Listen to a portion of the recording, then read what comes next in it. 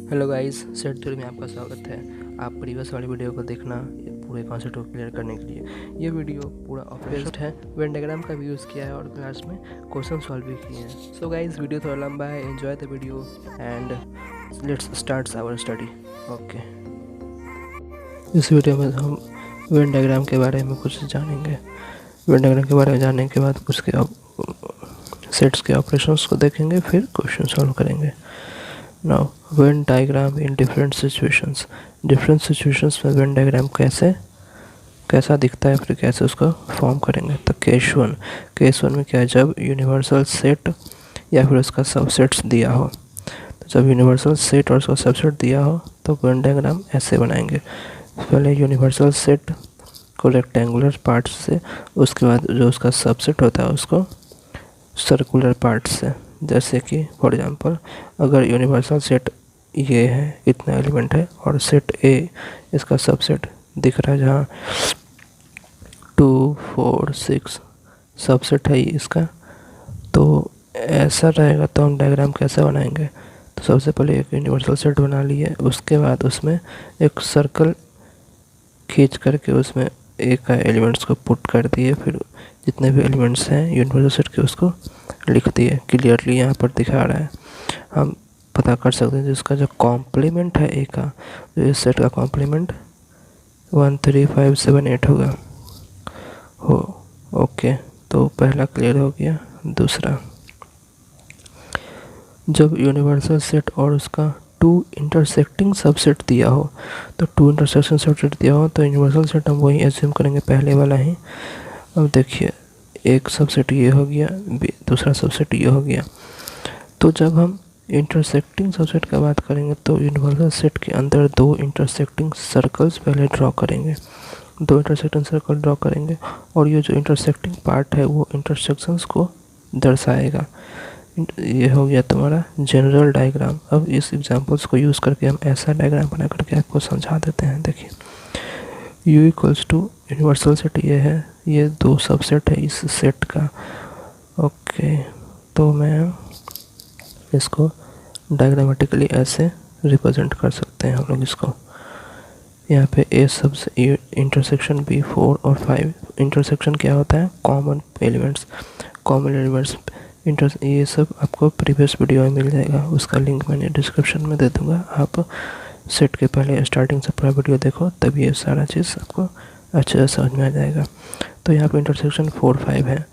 Intersection 4 5 जो common वाले हैं उसको बीच में रखेंगे। मैंने बताया था बीच वाला पार्ट इंटरसेक्शन को शो करता है, तो उसको बीच में रखेंगे। बाकी सब यहाँ ए वाले एलिमेंट्स को यहाँ, बी वाले एलिमेंट्स को यहाँ। देखिए, ये जो सर्कल है ये पूरा ए सेट को दर्शाता है।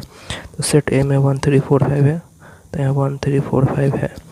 ये जो सर्कल है ये बी को दिखाता है, तो यहाँ 2 4 5 6 है, तो यहाँ पे 2 4 5 6। ओके, ये जो पार्ट है ये इंटरसेक्शन को शो करता है। उस इंटरसेक्शन मतलब जो दोनों में आए, इसलिए यहाँ पर ये दोनों लिखे हैं, बाकी सबको साइड में लिखे हैं। ओके, आपको समझ में आ गया होगा जी। जब ये कंडीशन हो तो उसका जो डायग्राम होगा वो कैसे दिखेगा, बाकी सबको यहाँ पे पुट आउट करेंगे। The third concept is disjoint subset. Disjoint subset का डायग्राम कैसा होता है? प्रीवियस यूनिवर्सल सबसेट को ही लेकर के चलते हैं। यूनिवर्सल सेट, इसका 2 सबसेट दिया हुआ है, 2 4 6 और 1 3 5, 2 सबसेट दिया हुआ है। तो यहाँ पे हम डायरेक्ट देख सकते हैं जी दोनों में कोई भी कॉमन एलिमेंट्स नहीं है, इंटरसेक्शंस कहीं हो ही नहीं रहा है। तो डिसजॉइंट सबसेट का जो डायग्राम होता है उसमें क्या होता है, जो यूनिवर्सल सेट बनाएंगे, then we draw the 2 disjoint circles, detached circles, broken circles inside the universal set।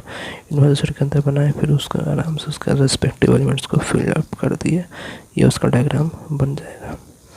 Okay, the concept दूसरा क्या है? Fourth concept is when set B the subset equal to set A and which is a subset equal to universal set। वो तो पता ही है। and A is a subset equal to universal set। universal set हम वही set को assume करेंगे जो previous case में लिए हैं। यह यूनिवर्सल सेट हो गया। यहाँ पर सेट ए 1 3 5 7 गिवन है, बी भी गिवन है, तो क्लियरली ये दिख रहा है हमें जो हाँ B is the subset of A and A is the subset of universal set, जो तो होगा ही। तो जब इस टाइप का कुछ कंडीशन हो, जब ऐसे केस आए, तो how we can draw the Venn diagram of such a conditions. तो ऐसे कंडीशंस में क्या करेंगे, यूनिवर्सल सेट को तो पहले हम रेक्टेंगुलर साइज से बनाएंगे, रेक्टेंगुलर एरिया में प्लॉट करेंगे उसको। उसके बाद जो ये ए है, यूनिवर्सल सेट का सबसेट ए है, तो यूनिवर्सल सेट में हम पहले ए को प्लॉट करेंगे, उसके बाद ए का सबसेट बी है, तो हम यहाँ पे कॉन्सेंट्रिक सर्कल ड्रॉ करेंगे। कॉन्सेंट्रिक सर्कल क्या होता है, the circle inscribed in another circle. तो ये एक सर्कल के अंदर दूसरा सर्कल है, तो ये दोनों कॉन्सेंट्रिक सर्कल कहलाता है। तो ये बी ए का सबसेट है, इसलिए ए के अंदर में हम बी को ड्रॉ करेंगे, और ये यूनिवर्सल सेट का सबसेट ए है, तो हम यूनिवर्सल सेट के अंदर इस सर्कल को ड्रॉ करेंगे। तो यहाँ पर आप देख लो, जो हम 3 7 पुट करेंगे एलिमेंट, 3 7 तो ए में भी है, तो ए के अंदर 3 7 आना चाहिए। तो देखो यहाँ पे ए के अंदर 3 7 आया है, अब बी में 3 7 आना चाहिए। तो देखो हाँ भाई, बी में 3 7 आया। अब आपको समझ में आया जो मैंने बी को ए के अंदर क्यों लिया, क्योंकि 3 7 तो ए का एलिमेंट है और 3 7 ए का एलिमेंट है, और अगर अंदर और जाएंगे तो ये लिटरली ए में नहीं, ये बी में प्रेजेंट है।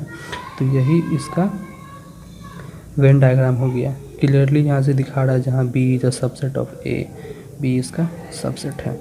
ओके, आप ये सारे केस को समझ गए होंगे। कुछ नहीं है, बस आप क्वेश्चंस ट्राई करो, उसको बनाओ, सारा कॉन्सेप्ट्स क्लियर हो जाएंगे क्वेश्चंस बनाने से। जितना दिखने में हार्ड है उतना है नहीं एक्चुअली में, आप इसे बनाओ, आपको सब समझ में आएगा। Okay, the next concept is some important results from Venn diagram. Venn diagram से हमें और क्या पता चलता है, तो वेन डायग्राम से हमें एक बात और पता चलता है। देखो क्या, एक रिलेशंस क्रिएट हो जाता है, ये वाला रिलेशंस। अब ये रिलेशंस कैसे क्रिएट होता है वो हम देखेंगे। मान लेते हैं, let A and B be two intersecting subsets of universal set. U का 2 इंटरसेक्टिंग सबसेट, यानी कि दोनों के बीच में कोई कॉमन एलिमेंट्स होना ही होना है, नहीं होने का सवाल ही नहीं होगा। इंटरसेक्टिंग सबसेट्स उसे कहते हैं, मतलब दोनों का इंटरसेक्शन होना बहुत ज़रूरी है। तो जब हम यहाँ पर इंटरसेक्टिंग सबसेट लेंगे तो उसका जो डायग्राम होगा, वेन डायग्राम, ऐसा इंटरसेक्टिंग सर्कल बनेगा, बीच वाला पार्ट इंटरसेक्शंस को डिनोट करेगा, और ये a माइनस बी, ये b माइनस ए, और ये पूरा circle, whole circle a union b को डिनोट करेगा। तो देखो, तो हमें इस डायग्राम से ये पता चलता है कि जब हम a यूनियन b को लिखना चाहेंगे, जब a यूनियन b के एलिमेंट्स को लिखना चाहेंगे, तो उसका एलिमेंट्स कौन कौन से हो जाएंगे, ये वाले एलिमेंट्स, a के पूरे एलिमेंट्स और b के पूरे एलिमेंट्स। a यूनियन b वही करते हैं ना, a यूनियन b मैंने आपको पहले बताया है ना, a यूनियन b क्या करते हैं, a में जितने भी एलिमेंट्स होते हैं और b में जितने भी एलिमेंट्स होते हैं, दोनों को मिक्स कर देते हैं आपस में, और यही आपका a यूनियन b आ जाता है। a यूनियन b आ जाता है। तो जब हम नंबर को काउंट करेंगे, कितने एलिमेंट्स है उसको काउंट करेंगे, तो हम a के एलिमेंट्स को और b के एलिमेंट्स को दोनों को ऐड कर देंगे, a के एलिमेंट्स को और b के एलिमेंट्स को दोनों को ऐड कर देंगे, na प्लस nb कर देंगे। तो जब हम na प्लस nb करेंगे तो हम एक चीज़ यहाँ पे देखेंगे, वो देखने को मिलेगा, ये जो बीच वाला पार्ट है, इतना ये पार्ट, इतना ये पार्ट, ये दोनों में आ रहा है, ये दो बार ऐड हो जा रहा है, ये 2 बार ऐड हो जाएगा। देखो, पहले तो जब हम a को लिखेंगे तो a में ये पूरा आएगा, इतना ये पूरा आ गया, a में आएगा। फिर जब हम b को ऐड करेंगे तो उसमें b में भी इतना पूरा आएगा। तो ये क्या हो जाएगा ना, ये जो बीच वाला पार्ट है ना, ये दोबारा ऐड हो जाता है, 2 बार ऐड हो जाता है। इसी को अवॉइड करने के लिए, रिपीटेशंस तो होती नहीं है, रिपीटेशंस तो लेनी नहीं है सेट में, सेट के एलिमेंट्स में, तो इसको हटाने के लिए एक बार हम इस बीच वाले पार्ट्स को माइनस कर देते हैं, ये बीच वाले पार्ट को माइनस कर देते हैं। तो देखो यहाँ से हमें एक और रिलेशन, एक और फार्मूला आप बोल सकते हो, एक फार्मूला यहाँ से हम डिराइव हो जाता है। इस वेन डायग्राम से हमें एक और चीज़ पता चल गया। जब हम क्या पता चल गया, the element of A union B equals to element of A plus element of B minus element of A intersection B. इसको माइनस करो, ये आपको फार्मूला मिल जाएगा। ये बहुत यूज़फुल होगा आपको क्वेश्चन सॉल्विंग में। अगर ए इंटरसेक्शन बी फाई है, अगर ये डिसजॉइंट सबसेट है, डिसजॉइंट सबसेट है, दोनों ब्रोकन सर्कल है, तब दोनों में तो कोई इंटरसेक्शन पॉइंट नहीं होगा, कोई एलिमेंट्स कॉमन नहीं होंगे, तब क्या होगा, जो ये number of elements in this intersection subset intersection part will be 0 and the formula will written in this form, A union B. Simply A के एलिमेंट्स को और बी के एलिमेंट्स को दोनों को ऐड कर दो, ये आपको ए यूनियन बी दे देंगे।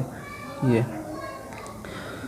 हम एक चीज़ और इस डायग्राम से क्लियर हो गया, देखो क्या क्लियर हुआ, number of A minus B, इतने ए माइनस बी ये होते हैं, ये वाले, इसको और ये बीच वाले पार्ट को, इसको अगर हम ऐड करें तो हमको ए के एलिमेंट्स को मिलेगा। सही बात है भाई, ए माइनस बी को और इसको ऐड करेंगे तो हमको ए के एलिमेंट्स मिलेगा, बात सही है। बी माइनस ए, अगर बी माइनस ए, बी माइनस ये होते हैं बी माइनस ए, और अगर इसको ऐड करें बीच वाले को तो हमें बी मिलेगा, ये बात भी सही है, बी मिल जाएगा। और अगर ए माइनस बी और ये बीच वाले पार्ट और बी माइनस ए, ये तीनों को अगर ऐड कर देंगे तो हमें क्या मिल जाएंगे, ए यूनियन बी के एलिमेंट्स मिल जाएंगे। तो ए यूनियन बी के एलिमेंट्स मिल जाएंगे। तो देखो ये भी फार्मूला आप थोड़ा सा ध्यान में रखो, ये आपको समझ में भी आ जाएंगे। जब आप प्रैक्टिस करेंगे ना क्वेश्चंस, आपको सारा चीज़ समझ में आ जाएगा, विजुअलाइज करने लगो यार, आप मन में बनाना स्टार्ट कर दोगे। बहुत ईजी कॉन्सेप्ट है ये, कोई हार्ड नहीं है, बस आप इसको एक बार पढ़ो, आप सॉल्व करो, प्रैक्टिस करो, you will learn everything in the chapter. There is nothing hard और complex whatever you will say, बहुत ईजी है, आप पढ़ो लिखो, आपको सारे कॉन्सेप्ट समझ आ जाएंगे। Laws of operations on sets, you will see in this figure. The figure is divided into 4 respective parts. The first part is laws of unions of sets, laws of intersection of sets, third one is distributive laws, and the last one is the De Morgan's laws. Okay, these are the some laws of operations on sets. तो आइए हम इस laws के बारे में जानें और थोड़ा कॉन्सेप्ट्स को मोर क्लियर बनाएं। तो किसी भी सबसेट के लिए A B C of set U the following laws are satisfied. यहाँ पे टॉप में लिखा है किसी भी सेट के लिए जो फॉलोइंग लॉज है, जो हम 4 लॉज अभी पढ़ने वाले हैं, वो सेटिस्फाई कैसे होगा और कब होगा। तो देखिए laws of union of sets में कॉम्यूटेटिव लॉ कब होता है, जब A union B equals to B union A होता है। ये मैंने आपको बताया भी है प्रूव करके, ये बताया भी, आप प्रीवियस वाले वीडियो देखो या उसमें ये पूरा सॉल्यूशंस मैंने बताया था। यहाँ पे कॉम्यूटेटिव लॉ हो गया, एसोसिएटिव लॉ हो गया, दीज 2 लॉज तो आपको जानते ही हैं, पहले शुरू से ही पढ़ते आ रहे हैं। Commutative law A union B, B union A union B, कुछ नहीं बस ये सेट्स में आ गए हैं, और ये सब आप पहले कुछ अलजेब्रा टाइप में पढ़ते थे। यहाँ पे है idempotent law, laws of union in sets में सेट के थर्ड लॉ जो है इडेम्पोटेंट लॉ है। तो A union A equals to A, ये आप इडेम्पोटेंट लॉ है। तो ए और ए मतलब सेम है, उस दोनों को मिलाएंगे तो ए का ही ना एलिमेंट्स होगा, किसी दूसरे का तो एलिमेंट्स नहीं आ जाएगा। तो ये देखिए जब ऐसा रहे तो ये इडेम्पोटेंट लॉ होता है। और फोर्थ वन है A union phi equals to phi union A equals to A, ये आइडेंटिटी लॉ है। आइडेंटिटी लॉ क्या होता है, किसी भी सेट, कोई भी सेट जब किसी दूसरे सेट के साथ जब यूनियन में आए, जब मिले, तब वो सेट खुद आ जाए। जब वो सेट खुद आ जाता है तो जिस सेट से वो मिला था वो उसका आइडेंटिटी हो जाता है। जैसे कि अगर सेट ए को हम 5 से मिक्स किए तो सेट ए खुद आएगा, क्योंकि 5 में तो कोई एलिमेंट्स हैं ही नहीं, जितने भी एलिमेंट्स ए के होंगे बस वही यूनियन में आएंगे। तो यहाँ पर डायरेक्टली सेट ए आ गया, इसलिए जो 5 होगा, 5 वो आइडेंटिटी होता है। 5 is the identity for union of sets. किसी भी सेट्स के यूनियन का जो आइडेंटिटी होता है ना 5 होता है। आइडेंटिटी कहने का मतलब, आइडेंटिटी कैसे निकालते हैं, तो आइडेंटिटी कैसे मतलब कोई भी एक चीज़ जिसकी आइडेंटिटी निकालनी है उसको दूसरे चीज़ से मिक्स करो, जो भी करना है उसको करो, मिक्स करो, और अगर वो चीज़ खुद आ जाए रिज़ल्ट में, तब वो जिससे हम मिक्स किए थे वो उसका आइडेंटिटी कहलाता है। तो यहाँ पर ये आप एग्जांपल्स लेकर के भी समझ सकते हो, लेकिन विजुअलाइज कर सकते हो यार। 5 के साथ एक एलिमेंट्स को जब मिक्स करेंगे तो सिर्फ एक एलिमेंट्स ही नहीं रिजल्ट में आएंगे। सो 5 is the identity for unions of sets. The last one is the A union universal set. A union universal set, जब सेट ए को यूनिवर्सल सेट से मिक्स करेंगे तो यूनिवर्सल सेट में से ए को निकाले हैं। जैसे एक बाल्टी में से पानी को निकाले हैं, एक ग्लास पानी को निकाले हैं। तो हम प्रीवियस वीडियो में मैंने सबसेट जब पढ़ाया था तो ये एग्जांपल दिया था, एक बाल्टी है उसमें से एक गिलास पानी को बाहर निकाले, तो ये जो ग्लास का पानी है वो सबसेट हो जाएगा बाल्टी वाले का। तो यही है, ए यहाँ पर एक गिलास पानी है और यू तुम्हारा बाल्टी का पानी है। तो जब ये दोनों को मिक्स कर देंगे तो रिज़ल्ट हमारा बाल्टी का पानी ही ना आएगा, रिज़ल्ट हमारा बाल्टी का पानी ही आएगा। और ये बाल्टी का पानी क्या है, यूनिवर्सल सेट है, total number of elements, whole elements. तो thus laws of union of sets is clear to you. ये पांचों क्लियर हो गया, मैंने थोड़ा बता दिया अच्छे से। अब अगर क्लियर नहीं होगा तो आप मुझे कमेंट सेक्शन में बता दो, हाँ भाई ये क्लियर नहीं हुआ, मैं दोबारा उसको मतलब आपको बताने का कोशिश करूँगा। अब बस इसको विजुलाइज करो ना यार, सब समझ में आएगा। The second laws of intersection of sets, जो अभी मैंने यूनियंस में पढ़ी बस वही अब इंटरसेक्शन के लिए पढ़ेंगे। तो कॉम्यूटेटिव लॉ दोनों का कॉमन पॉइंट, तो इसमें A intersection B equals to B intersection A, ये भी होगा, क्योंकि कॉमन चीज़ किसी भी दो सेट में एक कॉमन है तो सेट का नाम बी पहले लिखो या फिर ए पहले लिखो, फ़र्क नहीं पड़ता है। कॉमन तो हमेशा वही रहेंगे, कॉमन तो कॉमन ही रहेगा ना, कोई तीसरी चीज़ तो कॉमन नहीं आ जाएगी ना। हाँ, तो वही बात है, इसमें भी कम्यूटेटिव लॉ होती हैं, एसोसिएटिव लॉ भी इसमें काम करती हैं, और इडेम्पोटेंट लॉ मतलब कोई भी दो सेट के, जो मैंने प्रीवियस बताया थे, दो सेट को यूनियन करो तो वही सेट आता है। सिमिलरली यहाँ भी कोई भी दो सेट को जब इंटरसेक्शन करो तो उसी का एलिमेंट्स आएगा, दो चीज़ में से कॉमन निकालेंगे तो उसी का एलिमेंट्स आएगा। और यहाँ पे फोर्थ नंबर में आइडेंटिटी बोला है तो उसमें भी 5 ही होगा। अरे नहीं यार, 5th नंबर में यहाँ पे आइडेंटिटी दिया हुआ है, जो 4th नंबर में है वो सिंपली एक कॉन्सेप्ट है। अगर दो ए और किसी भी सेट को और 5 को जब इंटरसेक्शन के रूप में लाएंगे तो 5 ही आएगा, क्योंकि दोनों में कॉमन एम्प्टी स्पेस ही आएंगे। ए में किसी भी सेट में तो स्पेस फिल्ड अप होगा, और दूसरा सेट जो है 5 वॉइड सेट है उसमें तो एम्प्टी स्पेस होगा ना। तो मैंने इस बात पर डिस्कशन आप प्रीवियस लेक्चर में किया है, यहाँ भी बता देता देखो। तो जब भी किसी सेट में एलिमेंट्स है तो उसमें सबसे पहले वो सेट खाली ही होगा। इस चीज़ को मैंने समझाया है रूम वाला लेके, किसी भी रूम में पहले से पूरा खाली रहता है, फिर वहाँ पे जाते हैं लोग उसको भरते हैं, तो वही पहले सेट खाली रहता है, उसके बाद उसमें एलिमेंट्स आते हैं। तो 5 खाली है, फिर ए है उसमें एलिमेंट्स है, तो इनिशियली ए खाली था, इसलिए जो कॉमन निकलेगा वो 5 ही होगा, क्योंकि खाली सेट ही आएगा।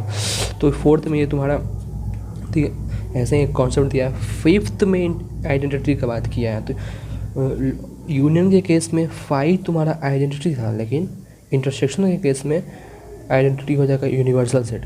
ऐसा इसलिए होगा क्योंकि आइडेंटिटी कैसे निकालते हैं, अभी मैंने बताया, सेट को, किसी भी सेट को दूसरे सेट से मिक्स करो, उसमें उसका आइदर यूनियन करो या फिर इंटरसेक्शन करो, वो सेट खुद आना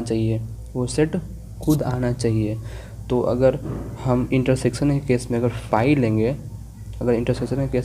लेंगे तो हमारा 5 ही आ जाएगा, तो सेट नहीं ना आया, सेट ए नहीं आया, फाई आ गया। तो यहाँ पर फाई हम इंटरसेक्शन में उसका फाई आइडेंटिटी नहीं होता है। अब इंटरसेक्शन हम यूनियन सेट से जब लेंगे तो यूनियन सेट में तो सारा चीज़ है, और जो सेट हम एज्यूम कर रहे हैं जो हमको गिवन है वो तो सबसेट है उसका, यूनिवर्सल सेट का।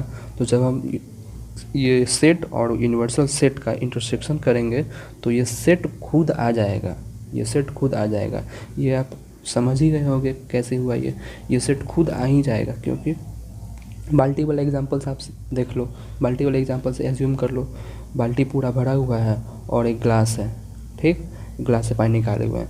तो जब हम उसका इंटरसेक्शन करेंगे तो जो कॉमन निकालेंगे दोनों में तो ग्लास ऑफ वाटर ही ना आएगा, ग्लास ऑफ वाटर का ही एलिमेंट्स बाहर आएंगे, सिंपल है। तो यही सेट ए बाहर आ जाएगा, इसलिए यूनिवर्सल सेट होता है इंटरसेक्शन में identity. The next law is distributive laws. अरे यार डिस्ट्रीब्यूटिव लॉज तो बहुत पहले से अलजेब्रा में पढ़ते आ रहे हो, इसमें कुछ नहीं करना है, बस इसका फर्स्ट सेकंड 2 लॉज दिया हुआ है, इसको देखो, A union B intersection C. तो ये जो ए है वो ए यूनियन बी हो जाएगा, फिर इंटरसेक्शन ए यूनियन सी हो जाएगा। ये ए दोनों पर छितरा जाएगा, बोलो मतलब फैल जाएगा। इसको क्या बोलेंगे, यूनियन डिस्ट्रीब्यूशंस इंटरसेक्शन। यूनियन जो है इंटरसेक्शन पे डिस्ट्रीब्यूट हो गया।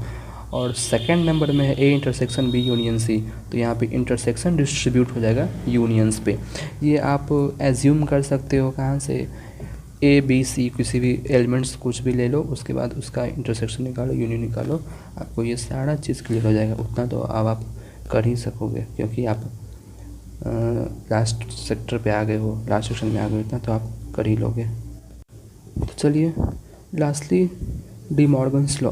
Now lastly the D Morgan's law, first second, ये नया लॉ लग रहा है यार, ये कुछ तरीका लग रहा है। ए यूनियन बी का कॉम्प्लीमेंट, इसका ये सेकंड नंबर में ए इंटरसेक्शन बी का कॉम्प्लीमेंट इक्वल्स टू ए का कॉम्प्लीमेंट यूनियन बी का कॉम्प्लीमेंट। चलो मैं इसका प्रूफ देता हूँ। So let's see how you can prove this. Okay, ये फर्स्ट है, ए यूनियन बी का कॉम्प्लीमेंट इक्वल्स टू ए का कॉम्प्लीमेंट इंटरसेक्शन बी का कॉम्प्लीमेंट, और ये सेकंड है, ए इंटरसेक्शन बी का कॉम्प्लीमेंट इक्वल्स टू ए का कॉम्प्लीमेंट यूनियन बी का कॉम्प्लीमेंट। ओके, देखो प्रूफ कैसे होता है।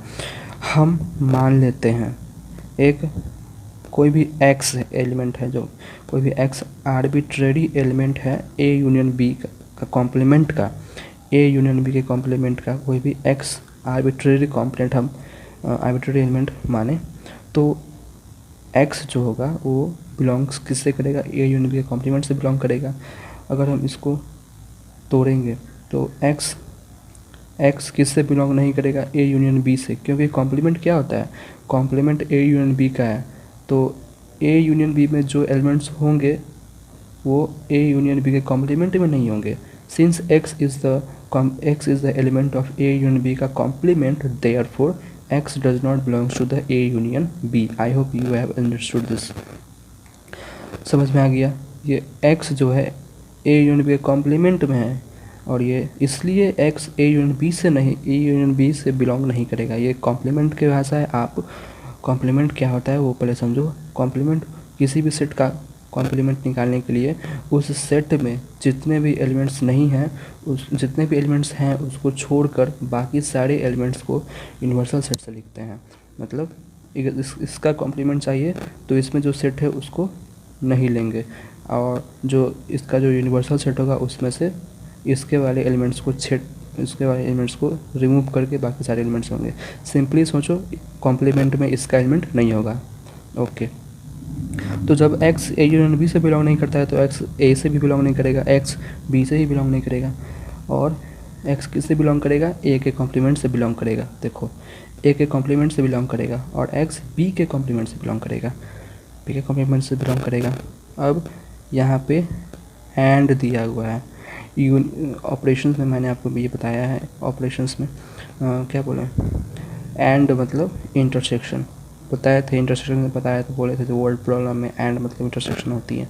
तो देखो यहाँ पे एंड, ये सिंपल एंड कहते हैं, हम यहाँ पे इंटरसेक्शन यूज़ करेंगे। तो x बिलोंग्स टू ए का complement, x belongs to B का कॉम्प्लीमेंट। तो अब नेक्स्ट स्टेप में हम क्या मिलती है, x बिलोंग्स टू ए का कॉम्प्लीमेंट इंटरसेक्शन बी का कॉम्प्लीमेंट, एंड इसलिए इंटरसेक्शन। तो देखो x ए यूनियन बी के कॉम्प्लीमेंट से बिलोंग कर रहा है, और एक्स ए इंटरसेक्शन ए का कॉम्प्लीमेंट इंटरसेक्शन बी का कॉम्प्लीमेंट से भी बिलोंग कर रहा है। यहाँ पर पता चल गया।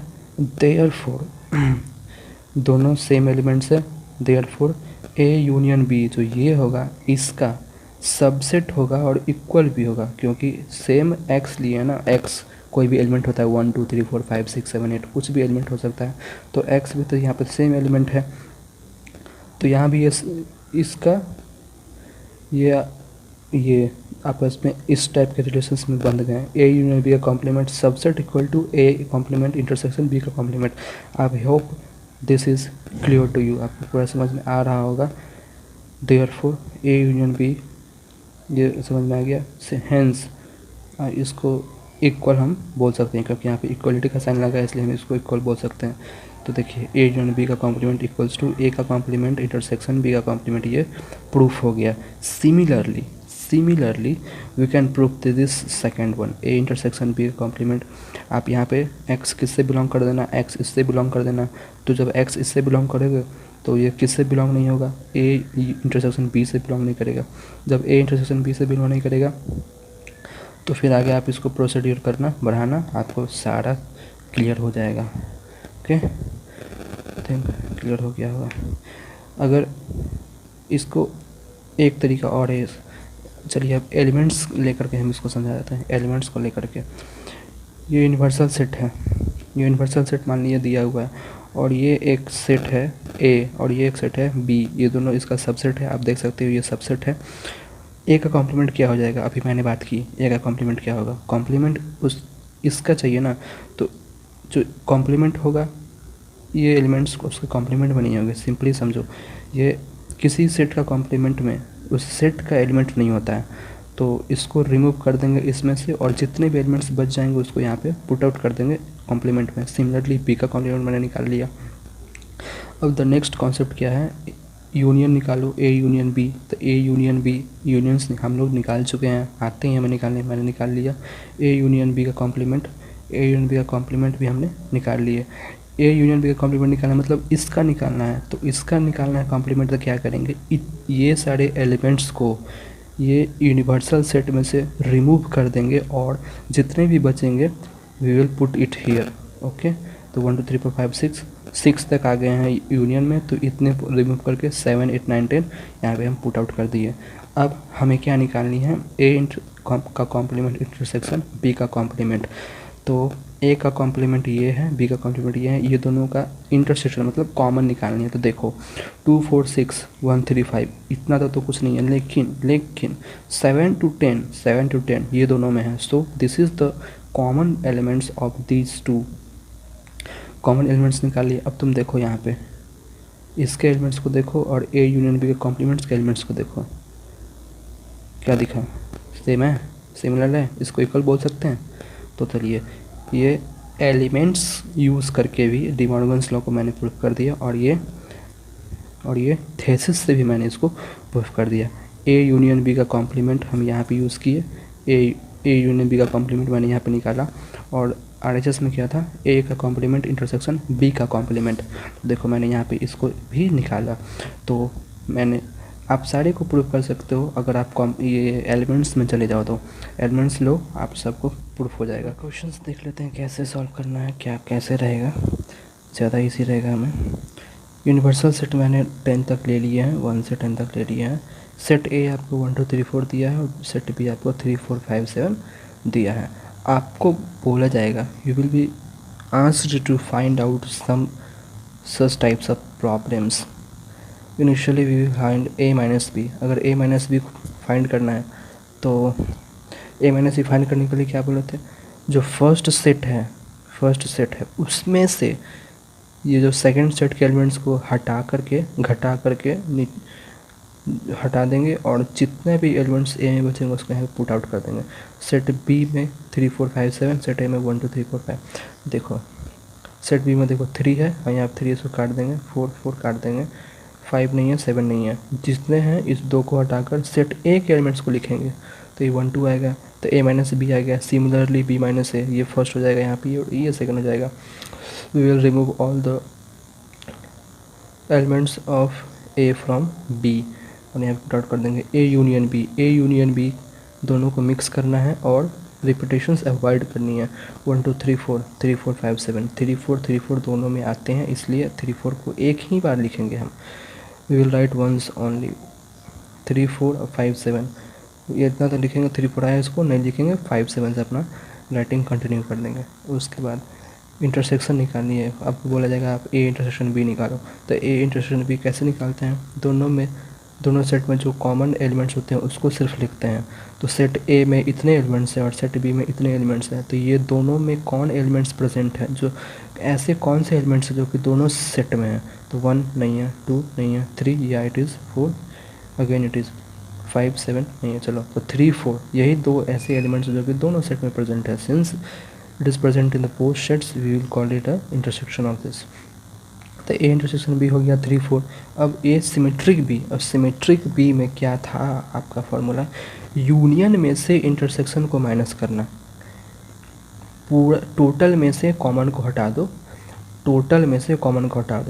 तो ए यूनियन बी में से ए इंटरसेक्शन बी माइनस कर दो, इसमें से 3 4 हटा दो, ये आपका सिमेट्रिक डिफरेंस हो जाएगा। 1 2 5 7 सिमेट्रिक डिफरेंस हो जाएगा। अब कॉम्प्लीमेंट की बात करते हैं, कॉम्प्लीमेंट ए, सेट ए के कॉम्प्लीमेंट, तो सेट ए के कॉम्प्लीमेंट तो 1 2 3 4 है, तो कॉम्प्लीमेंट का कॉम्प्लीमेंट ए है। यहाँ पे देखो मैंने कॉम्प्लीमेंट का कॉम्प्लीमेंट है, तो सबसे पहले ए का कॉम्प्लीमेंट निकालेंगे। ए का कॉम्प्लीमेंट जो भी होगा क्या होगा, 1 2 3 4, 1 2 3 4 छोड़कर बाकी सारा 5 से लेके ए का कॉम्प्लीमेंट क्या हो गया, 5 से लेकर के 10 तक, मतलब इसमें क्या आएगा 5 6 7 8 9 10 इतने एलिमेंट्स आएंगे। बी का कॉम्प्लीमेंट हो जाएगा जो भी एलिमेंट्स हैं बी के उसको यूनिवर्सल सेट में से रिमूव करके बाकी सारे यूनिवर्सल सेट्स के एलिमेंट्स को यहाँ पे लिख दो, वो बी के एलिमेंट्स हो जाएंगे, बी के कॉम्प्लीमेंट के एलिमेंट्स हो जाएंगे। तो देखो मैंने ए के कॉम्प्लीमेंट निकाल लिए, बी के कॉम्प्लीमेंट निकाल लिए, आपको कॉम्प्लीमेंट निकालने के लिए बता दिया गया। अब ये एक सेट है, इस सेट का कॉम्प्लीमेंट चाहिए, तो अगर हम ए के कॉम्प्लीमेंट का कॉम्प्लीमेंट निकालेंगे, तो हमको ये वाला जो एलिमेंट है इसको यूनिवर्सल सेट से रिमूव करके जो बचेगा वो लिखना पड़ेगा। तो जब हम 5 से लेकर के 10 तक रिमूव कर देंगे और सिर्फ इतना को लिखेंगे, तो ये तो सिमिलर टू ए हो जाएगा ना, ये तो सिमिलर टू ए हो जाएगा, तो ये ए हो जाएगा। इसलिए मैंने यहाँ पर ए डैश का डैश ए लिखा है। ये आप अच्छे से याद कर लो, ये होता ही है complement of any set, complement of the complement of set, the complement of set is the set itself. Similarly here also we can see the complement of set is the set itself. मैंने यहाँ पे मैं proof करके बता दिया। अब आपको बोलेगा ए यूनियन बी का कॉम्प्लीमेंट निकालो, ए इंटरसेक्शन ए का कॉम्प्लीमेंट, ये डी मॉर्गन्स लॉ है, अभी मैंने आपको बताई है, ये दोनों डी मॉर्गन्स लॉ है। आप कुछ नहीं, बस ए यूनियन बी निकालो यहाँ से, उसके बाद वो तो आया ही हुआ है, इसका कॉम्प्लीमेंट निकाल लो, फिर ए इंटरसेक्शन बी करके, हाँ इसका ये आइदर LHS वाला निकालिए फिर RHS वाला निकालो, वो सामने में आ ही जाएगा, दोनों का वैल्यू सेम ही होगा। तो ये डी मॉर्गन्स लॉ है, आप इसको बना सकते हो, बनाना मैंने बता दिया। तो कुछ इस टाइप का क्वेश्चंस आपके सामने आएंगे और आप सॉल्व करो, आप सॉल्व करते करते आपको सारा चीज़ समझ में आ जाएगा। सबसे पहले इनिशियली में तो आप कोई भी चीज़ सॉल्व करते हो तो आपको कॉन्सेप्ट्स क्लियर होना चाहिए। आपको कॉन्सेप्ट्स के लिए मैंने पहले ही इसका वीडियो बना चुके हैं, उसके लिंक मैं डिस्क्रिप्शन में दे ही दूँगा, आप वहाँ से जाके कॉन्सेप्ट्स क्लियर करो। उसके बाद जब आप इनिशियली जब सॉल्व करोगे तो मे बी सॉल्व ना हो या फिर सॉल्व हो भी जाए। अगर सॉल्व ना होता है तो सबसे पहले तो आप सब एग्जांपल्स पे ट्राई करना, देखना जहाँ भाई कैसे सॉल्व हो रही है, फिर आप एक्सरसाइज पे जाओ, वहाँ पे सॉल्व करो, 100% श्योर है जो सॉल्व होगा ही। देखो यहाँ पे क्या है, the number of elements in a set A is 5 and the number of elements in set B is 6, number of elements in A symmetric B is 11, find the number of elements in A intersection B. मतलब A में 5 element है, B में 6 element है, कितने हैं मुझे नहीं पता, बस नंबर दिया हुआ है, और ए और सिमेट्रिक बी में 11 है। तो ए सिमेट्रिक बी क्या होता है, जो सिर्फ ए में प्रेजेंट हो और सिर्फ बी में प्रेजेंट हो, उसका यूनियन, वही ना सिमेट्रिक डिफरेंस होता है। सिमेट्रिक डिफरेंस वही ना होता है। देखो यहाँ पर सिमेट्रिक डिफरेंस का मैंने लिखा है यूनियन में से इंटरसेक्शन में घटाना, जो सिर्फ ए में प्रेजेंट हो, जो सिर्फ ए में प्रेजेंट हो और सिर्फ बी में प्रेजेंट हो, वो और वो दोनों का यूनियन जो होता है वो होता है सिमेट्रिक डिफरेंस। तो यहाँ से 5, यहाँ 6, ये दोनों का ऐड 11। क्लियर हो गया। अब हमें निकालना क्या है, कॉमन एलिमेंट्स कितने होंगे, कॉमन एलिमेंट्स कितने होंगे वो हमें निकालना है। तो सिंपली हम यहाँ पे एज्यूम बोल सकते हैं, देख कर ही पता चल रहा था कॉमन एलिमेंट्स 0 होगा। क्यों 0 होगा, क्योंकि नॉर्मली ए में 5 है और बी में 6 है, दोनों का ऐड किया तो 11 हो गया। कोई भी ज़्यादा रहेगा तब ना हमको पता चलेगा हाँ भाई इसमें ज़्यादा है इसमें कम है, तो कॉमन एलिमेंट्स कितने होंगे वो निकालो। सिंपली इसको जोड़ करके 11 आ गया, कॉमन एलिमेंट्स क्या होगा। इसको वैसे भी कह सकते हैं, लेकिन चलिए हम फार्मूला से सॉल्व कर लेते हैं। इसको फार्मूला से सॉल्व करते हैं। Symmetric difference equals to A union B minus A intersection B, ये होती है। अब ए यूनियन बी का फॉर्मूला क्या होता है, मैंने बताया था important terms of Venn diagram में, n number of elements in A number of B minus number of elements in A intersection B, twice जो ऐड होता था उसमें मैंने बताया था ना एक टर्म को हम माइनस करते हैं, और ये तो पहले से ही प्रेजेंट है। तो ए हमें 6 दिया हुआ है, बी हमें 5 दिया हुआ है, और ये दोनों ऐड हो जाएगा, सेम है तो 2 हो जाएगा। और ए इसका वैल्यू हमें 11 पता है, तो 6 + 11, 6 + 5 11, ये आपस में दोनों 11 हो गया। अगर और -2n, ये 2 ऐड हो गया। तो जब इसको हम LHS में लाएंगे तो ये 11 और 11 माइनस होकर 0 हो जाएगा, और RHS में सिर्फ ये बचेगा।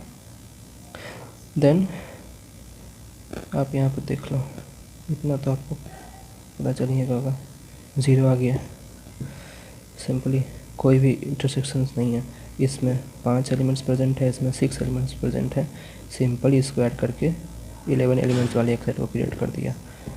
ठीक है, अगर कोई भी एलिमेंट्स रहते, अगर इसमें 7 रहता, किसी में 10 रहता, और आपको जो एलिमेंट्स दिया है वो रहता आपका कितना तो 17 है ना, तो 15 रहता। ठीक, तो यहाँ पर इंटरसेक्शन हो सकता है, यहाँ पर हो सकता है। तब हम यहाँ पे इस डायरेक्ट ये फॉर्मूला यूज़ करेंगे, यहाँ पे आपको मिल जाएगा, यहाँ पर आपको डायरेक्ट मिल जाएगा। इस क्वेश्चंस में क्या थी, आप देख कर भी बता सकते हो यार हाँ इसमें कोई भी इंटरसेक्शंस नहीं होगा, कोई भी कॉमन एलिमेंट्स नहीं होगा। ओके, इस वर्ड प्रॉब्लम को सॉल्व करने के लिए सबसे पहले हम 2 सेट ले लेते हैं। तो let A set of Hindi speakers, let B set of Tamil speakers. हमें दिया हुआ क्या है, जो हिंदी स्पीकर वो 600 है, तमिल स्पीकर 340 है, and the rest one are the 850। हमें फर्स्ट में कैलकुलेट क्या करना है, how many can speak both Hindi and Tamil. तो एंड यूज़ हुआ है intersection. Okay, how many can speak Hindi only, सिर्फ हिंदी स्पीकर, ये सिर्फ ए, तो बी में उसको माइनस कर देंगे। सिर्फ हिंदी स्पीकर चाहिए इसलिए हम यहाँ पे ए माइनस बी करेंगे, और सेकंड में सिर्फ तमिल स्पीकर चाहिए तो हम हिंदी स्पीकर को माइनस कर देंगे। तो आप इसे कैलकुलेट कर लो, इसका आंसर्स आपको मिल जाएंगे, आ जाएंगे। ये इंटरसेक्शन भी आपको फॉर्मूला पता है, ये भी पता है, ये पता है, आपका कैलकुलेट हो जाएगा आराम से। ओके गाइस, इस क्वेश्चन का आंसर्स आप कमेंट सेक्शन में कमेंट करके बताओ हमें। ओके, बहुत इजी क्वेश्चन है, आप इसे सॉल्व करो। ओके।